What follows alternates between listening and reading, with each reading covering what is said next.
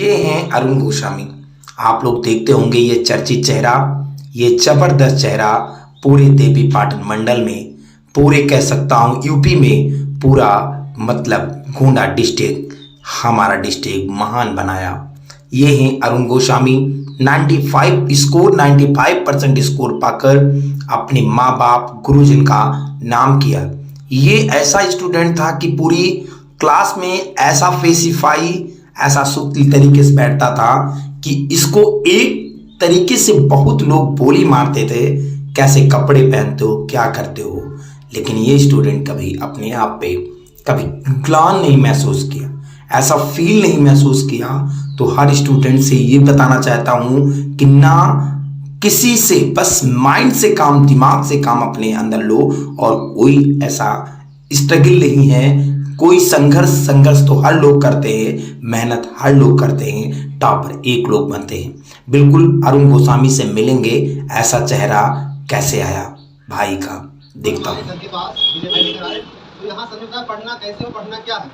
बहुत लोग पूरा किताब हटा देते हैं, प्रैक्टिकल कराते हैं, लेकिन कुछ समझ में नहीं आता है।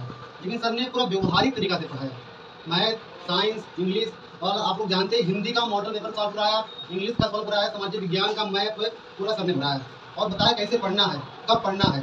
सर ने बताया कि खाली पेट पढ़ना है, भूख लगे खा लो, उसके 2 घंटे बाद वीडियो सर छोड़ते थे, वो देखते थे हम, 2 घंटे बाद पढ़ना है। क्योंकि जब खाली पेट होता है तो मन कहीं भागता नहीं है। और आप खाना खा लिए, जब खाना खा लिया तो पचाने के लिए सारा ब्लड पेट में आ गया, दिमाग में कुछ है नहीं, तो आप पढ़ रहे हैं लेकिन ऊपर जा रहा है।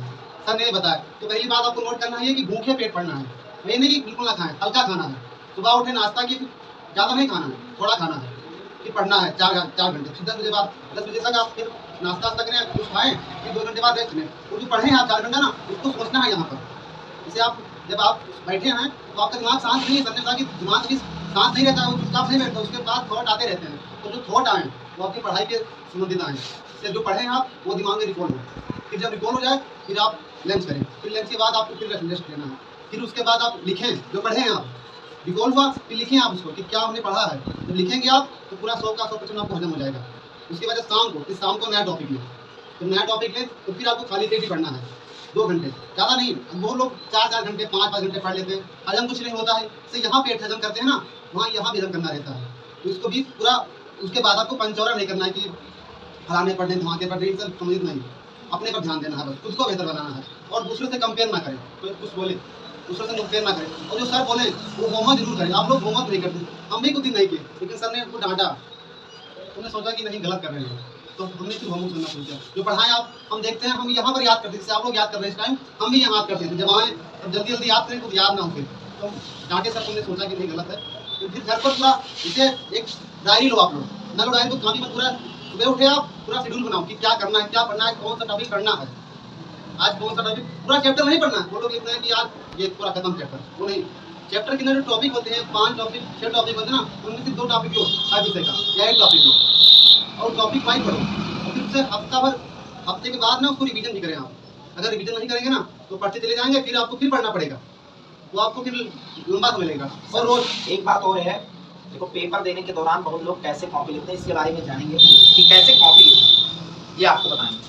कॉपी कैसे लिखे यार, लिखते तो सब है, पढ़ते सब है, वही कॉपी रहती है, लेकिन आप क्या किए यार, पूरी पूरी आप डिस्ट्रिक्ट का नाम रोशन कर दिया, और यार यूपी में नाम रोशन कर दिया। अगर आपको भी 100 में 95, 95 या 100 में 100 लाना ना, तो कॉपी यानी प्रदर्शन कैसा करते, जानते तो आप बहुत दिमाग में, लेकिन अगर लिखे कैसे हैं आप ना, इसके माने राइटिंग। अगर आपका राइटिंग नहीं बैठ रहा ना, तो सबने बताया कि आप ABCD लिखें, ABCD लिखें, छोटा बड़ा लिखें। मैंने ऐसे बताया, एक वीडियो मैंने छोड़ी थी, है ना, जी सर, देखे होंगे आप, जी सर। वीडियो वाली बता दो भैया को। सर ने मेरे राइटिंग को विशेष ध्यान दिया, उसने बताया कि जब अगर छोटा अक्षर सही बनेगा तभी आप शब्द लिख पाएंगे। समझ रहे हैं हमारी बात? अगर ए नहीं लिख पा रहे आप तो एप्पल नहीं लिख पाएंगे आप। तो ए से जेड तक, छोटे लेटर का, बड़े लेटर का, पूरा आप राइटिंग 1 पेज इंग्लिश का, 1 पेज हिंदी का लिखें। फिर महीने भर के बाद देखेंगे आपकी राइटिंग आपको जबरदस्त मिलेगी। अभी अप्रैल चल रहा है, अब आप शेड्यूल बनाए कि अप्रैल से दिसंबर तक, उसमें आपका रिपोर्ट भी हो जाएगा और आप लिख जाओ। अच्छा, बहुत लोग ये कहते हैं कि नहीं हम जुलाई में कोचिंग वोचिंग या पढ़ेंगे, जुलाई शुरू करेंगे, कहीं भी अपने घर पे पढ़ना शुरू करेंगे। जुलाई में आप, अप्रैल चला गया, मई चला गया, जून चला गया, आप 3 महीना वेस्ट कर दिया आपने, और 3 महीना जो पढ़ रहा है वो आगे है आपसे।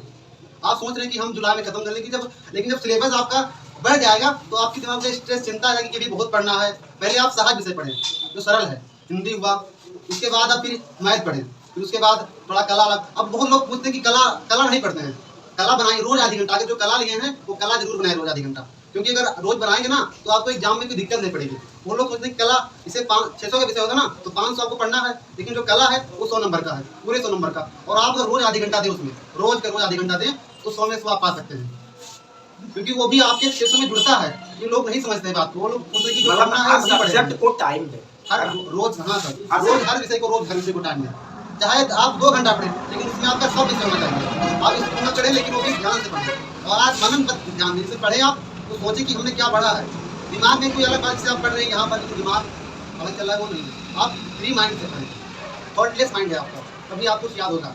और सबने कहा काफ़ी, तो काफ़ी आपको लिखने के लिए पहले राइटिंग करना पड़ेगा आपको। अगर राइटिंग आपकी नहीं सुधरती है तो नंबर कट जाएगा आपको। और उसके बाद लिखना कैसे है वहाँ पे, इससे बहुत लोग उतारे क्वेश्चन नहीं उतारना है आपको, प्रश्नोत्तर, सजावट भी नहीं करना, तो आपको साफ अक्षर लिखना है और थोड़ा अक्षर पूरा बराबर है, बस प्रश्नोत्तर डालकर आप कॉपी में बस बराबर से अक्षर लिखें। उसके बाद जो हंसा करनी रहती है 2 तरफ एक लिखना रहता है, और लोग इधर करते तो एग्जामिनर देखता है ना कि कॉपी को छोटा करने के लिए तो दोनों तरफ कर दिया है, तो उससे आपको जानता है कि बच्चा कमजोर है, लिख नहीं पाएगा ज़्यादा, इससे नंबर कट जाता है।